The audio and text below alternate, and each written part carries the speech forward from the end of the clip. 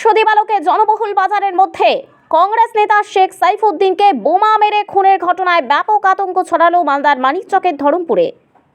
ঘটনার প্রতিবাদে মৃতদেহ রাস্তায় রেখে পথ অবরোধ করছেন উত্তেজিত জনতা।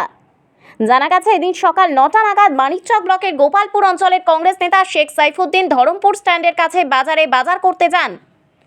তিনি বাইক থেকে নেমে বাজারে ঢুকতে না ঢুকতেই কয়েকজন দুষ্কৃতী মুখ ঢাকা অবস্থায় অতর্কিতে তাকে লক্ষ্য করে গুলি চালায় এবং পরপর দুটি বোমা ছোড়ে বলে অভিযোগ। সেই বোমা লাগে কংগ্রেস নেতা শেখ সাইফুদ্দিনের পিঠে, ফলে ঘটনাস্থলেই তিনি রক্তাক্ত অবস্থায় লুটিয়ে পড়ে প্রাণ হারান। এছাড়াও দুজন বোমার আঘাতে গুরুতর জখম হন বলে খবর।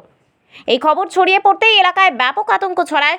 ঘটনার খবর পেয়ে নিহত কংগ্রেস নেতার আত্মীয় স্বজনরা ঘটনাস্থলে ছুটে যান। তারা কান্নায় ভেঙে পড়েন এবং ঘটনার প্রতিবাদে রাস্তায় মৃতদেহ রেখে পথ অবরোধ করেন। ঘটনায় নিহত কংগ্রেস নেতা শেখ সাইফুদ্দিনের আত্মীয় স্বজনদের অভিযোগ, এই খুনের ঘটনায় তৃণমূল আশ্রিত দুষ্কৃতীরা জড়িত। তারা গোপালপুর অঞ্চল তৃণমূল সভাপতি শেখ নাসিরের লোকজন। তারাই শেখ সাইফুদ্দিনকে প্রকাশ্য দিবালোকে জনবহুল বাজারের মধ্যে বোমা মেরে খুন করেছে। তারা চান পুলিশ ঘটনায় জড়িত দুষ্কৃতীদের অবিলম্বে গ্রেফতার করুক।